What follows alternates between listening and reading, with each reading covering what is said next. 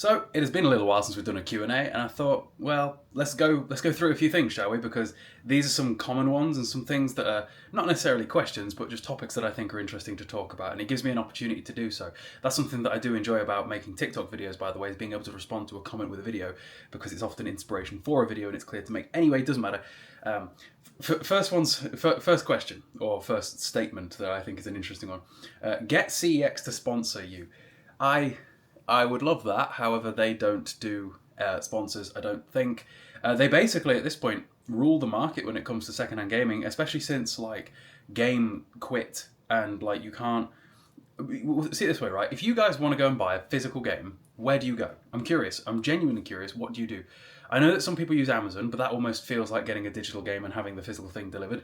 I'm not usually a fan of that. I like the experience of getting up, going to a shop, and going to find whatever it is that I'm after. My local Tesco doesn't sell games anymore, and it hasn't for quite a long time, and that made me sad because that was my number one midnight release place that I would go to. My Asda, I think, still sells games, but they sell just random stuff. It feels like they don't have any rhyme or reason. They'll sell, like, 3 new games will come out, they'll sell 1 of them, and 2 completely unrelated old games. I don't understand how Asda chooses what games they are and are not going to sell, because there's no guarantee that you're going to get what you want to get when you walk in there.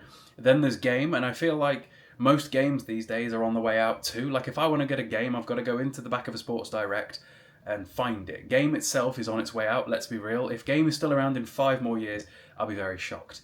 Then, what else? The other 2 prime options, the ones that I often use if I can, are Argos and Currys, but again, quite often there it's a case of delivering or hopefully click and collecting. If I can click and collect, I'll do that. But even then, or at least where I am, you have to pay for the car park for both of those usually, and that's just a barrier to getting them.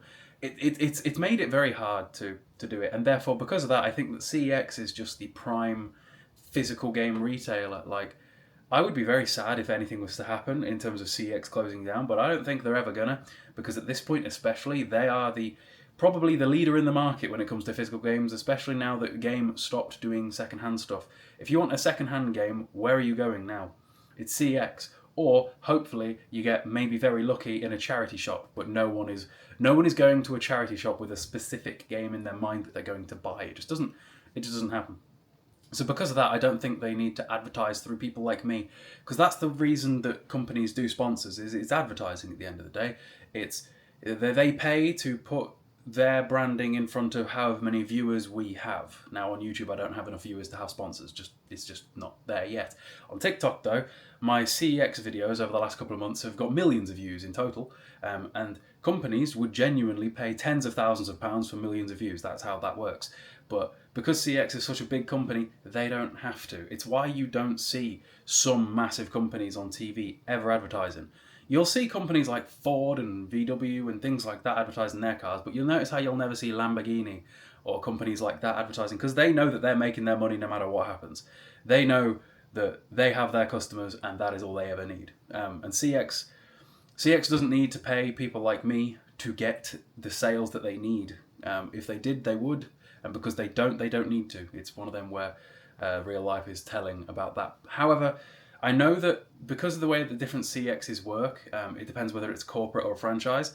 Some, depending on the store owner, might do some deals just on the DL. But just anyway, next, am I on Twitch? So a lot of people think that I should live stream me playing games, and to be fair, it would probably be a much more lucrative way of me doing it, because you guys know that I'm trying to find a way that I can record my gameplay videos and still get enough views that it's worthwhile recording. However, it's very hard to do that on YouTube because playthrough style videos just don't do what they used to do these days. It's just not a thing anymore. But live streaming is very much so a thing, and monetization wise can be very lucrative. However, I don't feel like live streaming is very much my thing in terms of the way that I often play games, because the way that I play games is I sit on my sofa in pajamas. I'll play for a couple of hours, stop, go eat, go gym, see my partner, see the dog, play again. And like, there's no sort of schedule to it. It can be, I'll either play at 3 in the morning or 3 in the afternoon. And I think to be a successful streamer, you really do need a schedule. You need to be on air at the same times, all the time, every day. Otherwise, you're just not going to do well. Whereas with me, it would never be like that. I could never dedicate a time and be like, right guys, I'm going to be live at this specific time. That's just not the way I play games. And I really wouldn't want to try and change the way that I play games to facilitate it being profitable to the point where it stopped me enjoying the way that I play them. Because a reality of life is, and anyone that's ever been self-employed will know this, is that if you turn something fun into a job, it will at some point, no matter how much you still love doing it, take some aspect of the fun away. That's why that's why, for example, this year there's been a whole lot of YouTubers quit, right? And they get a lot of backlash. People are like, oh, you just play games for a living, how can that possibly be stressful? It's because you just don't know what goes on behind the scenes and how the things work. So, again, success leaves clues there.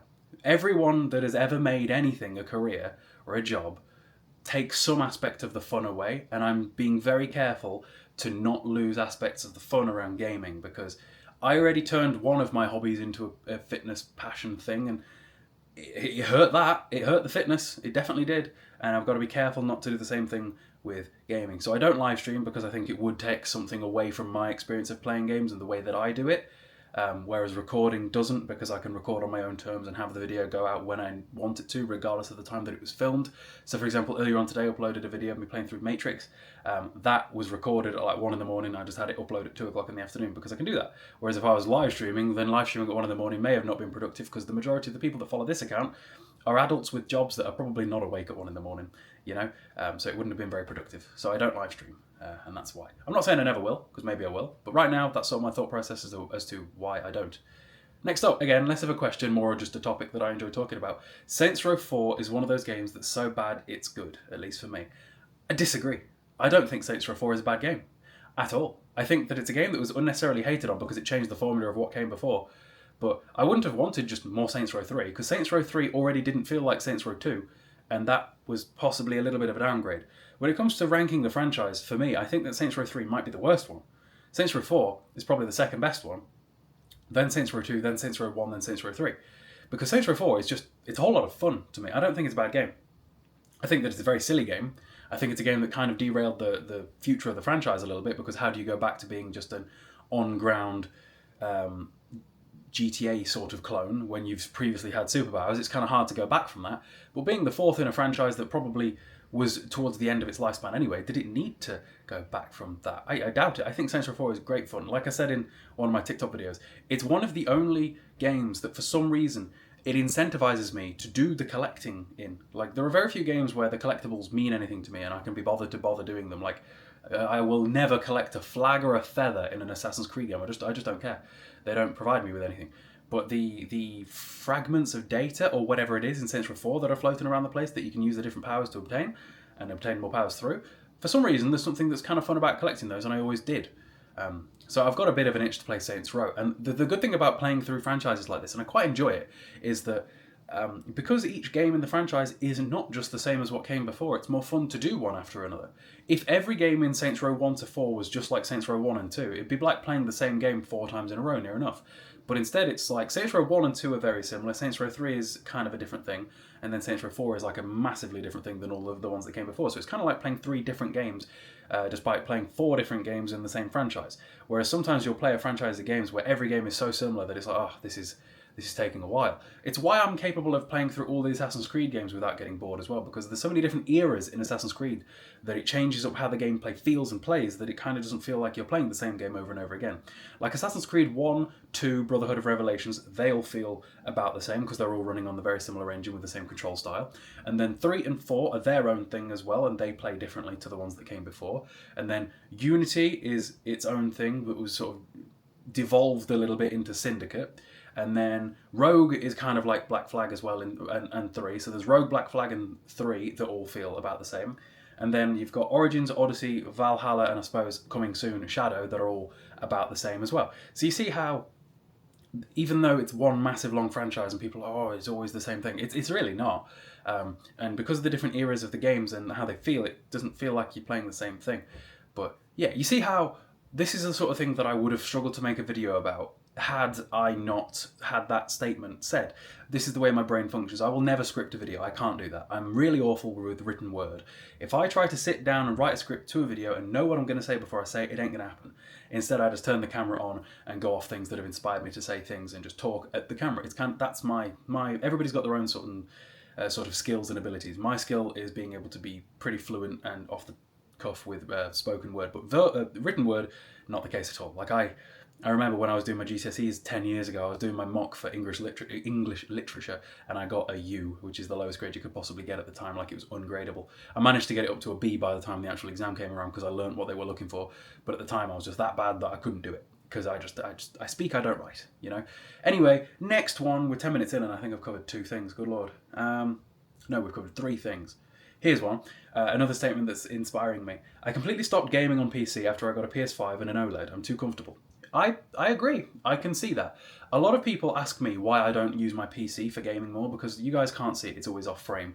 But I've got a PC that is pretty beefy. Like there are very few games that I don't think I could play. I've got a 3080 Ti with 32 gigabytes of RAM and a Ryzen 7 3700X, which I've been told before that the CPU in that isn't good enough to keep up with the GPU. But the GPU that I had before was a 970, so that PC, that CPU is just fine. Either way, I don't really play games on my PC almost ever. It's kind of just Ark and Minecraft when I do, or emulating things if I need to. But for the most part, if I'm playing, it's going to be on a console, and that's because it's just how I've always done it. It's just I like the comfortableness of just sit down, turn on system, put disc in, put the disc in. We don't do digital, or I try not to. And just it work and play. Whereas a lot of the time you play something on PC, especially me who plays older stuff, and it just doesn't work straight away, or it crashes, or there's problems, or you've got to configure things and I just can't be bothered. Or God forbid you've got to go into INI files and start editing those to make something work the way you want it to work. I just can't be bothered with doing that. And I know that it isn't really much work, and it would be a superior experience in terms of graphics, especially because my TV back here is a 77-inch OLED that can do 120 frames a second, and my PC is hooked up to it like right now. I could game on that with a controller right now and play games in 120 frames a second at 4K on an OLED with HDR, and it's very pretty. Trust me, when I played Ark Survival Ascended on it, it's about the prettiest I've ever seen a game be ever. It's crazy, but it's just not comfortable. There's something up here that just doesn't make it work. And then from a perspective of recording, is that when I record PC games, because of obviously I'm using OBS on one monitor and playing the game on another, and the way that I record videos is all of the cuts between scenes that you see in a video where I'm playing a game, they weren't done by different video files. They were done within one video file, and I'm pausing the recording with an OBS with a hotkey. And I don't know if those hotkeys would work as fluently when full screened in another gaming application on an alternative window. Do you see how that could be a problem versus me just playing on a console on my TV and having my PC only be filming? And to be fair, I have encountered problems before with recording on my PC and playing on my PC at the same time, which I don't really feel like I should be encountering that problem with the hardware I've got, but apparently that is a thing. I don't know. But yeah, I can completely understand why somebody would not use their PC when they've got consoles, because it's good enough, especially these days. It is just good enough, and especially people like me that tend to play older stuff. Like, I'm pretty sure that some things that I would like to play on PC just wouldn't play properly without me having to mess around. Like, it might be fixed now, but I remember there was a time where I wanted to play Fallout 3 on PC and it just wouldn't work. You had to do some games with Windows Live workaround, and there was just some tomfoolery to be had where things just didn't do what they were supposed to do, and because of that it just wasn't worth it, versus just putting the Game of the Year disc into my Xbox Series X and it just working with an FPS boost. Okay, and this is a good one. Do I play games, or do I play all of the games that I buy, or just buy to collect? I genuinely try not to buy things if I never have any intention of playing it or have never played it before. This is why I don't have consoles that are older than like the PlayStation 1, and why I don't have like real retro stuff, because right, at the end of the day, the definition of retro now does include PS2. In my head it doesn't, and to be fair, I've seen some places categorise PlayStation 3 as retro now as well, because it's getting on a bit. But like in my head, retro is like old Nintendo stuff that comes in a cardboard box. Like, that's retro in my head. That wasn't my era of gaming. It wasn't something I ever lived through. It's not something I'm too interested in.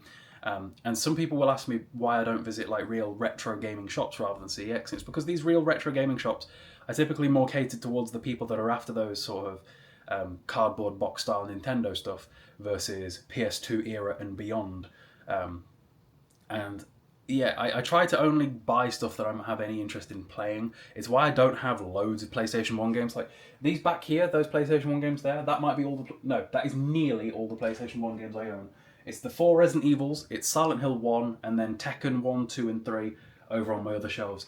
over there. Outside of that, I'm not really too fussed about anything older than that. It's just not my thing. So because I try not to collect things that I have no intention of playing, I would say that yes, I play them all, have already played them at some point, or do intend to play them. Like I said, I try not to get things without the ability to actually play them, and I think that is something a lot of collectors do, where they'll buy stuff and they're not playing it ever, like no intention of. There is stuff, granted, that I probably will never play that I own, just because I'm scared, or I know that it isn't going to be as fun as watching a video about it. So, for example, no, they might be done, but like the Forbidden Siren games, for example, I know for a fact that I'm probably not going to play because I know those are really hard. And I remember I played Siren Blood Curse when I was like 13, and that was horrifying. And they're nice to own because piece of history, but like, I don't know whether I actually have to play those. But for the most part, yeah, I play everything that I buy at some point. I'll get round to it, or I have previously played it in some way, or it's a part of a franchise that I have played some of and I'm trying to complete. So an example that just sparked up in my head that applies there is I've never played True Crime Streets of LA, but I have played True Crime Streets of New York. True Crime New York City, and so because of that, I got both. Do you get me? And obviously Sleeping Dogs counts there as well, kind of, and I have played that many times. But yeah, I think that is every question for today's Q&A. And if you guys made it 17 minutes into this video, be sure to have subscribed, because apparently like 40% of you haven't. I really should say that earlier on in the video. It'd have a much greater conversion rate, but that is all the questions I do believe from this one. Yeah, I hope you guys enjoyed the video. And if you want me to do more of these, comment questions down below. A lot of these questions come from TikTok because I get like hundreds of questions there a day, and I could just do these videos endlessly. But if you guys have got more questions, comments of this video. See you in a bit.